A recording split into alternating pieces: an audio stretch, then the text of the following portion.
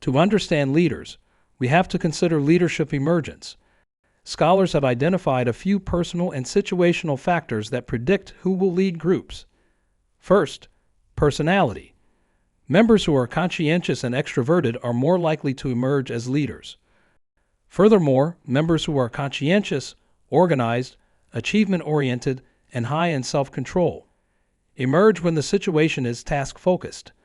Those who are extroverted, gregarious, and high in interpersonal skills emerge in relationship-focused situations. Second, different types of intelligence. Members tend to prefer leaders who are slightly above average in terms of intelligence.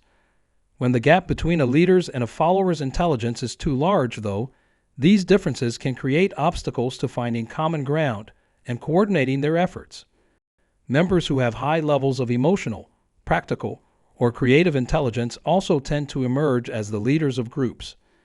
Emotional intelligence is the ability to perceive emotions in ourselves and others, and use this information to manage our reactions.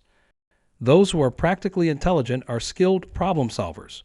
They know how to apply their skills in a variety of situations. People who have creative intelligence are skilled at recognizing future opportunities and persuading others to accept their vision. Third, competence and expertise. Group members prefer to follow leaders who know the task well, are skilled in completing it, and have been successful in the past. Fourth, participation in the group. Those who participate the most tend to emerge as the leader. Sometimes this ends up being the most talkative member, known as the Babel effect.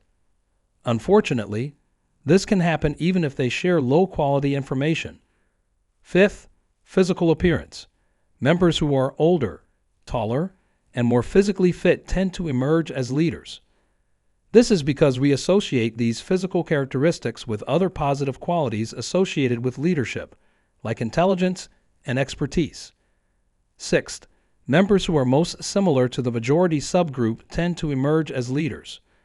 This pattern means members of the smaller group are typically underrepresented in leadership roles. And finally, gender. Men tend to emerge as leaders more often than women.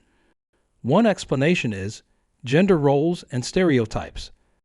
That is, some people associate leadership with men and followership with women, creating a glass ceiling that hinders women's ability to emerge as leaders.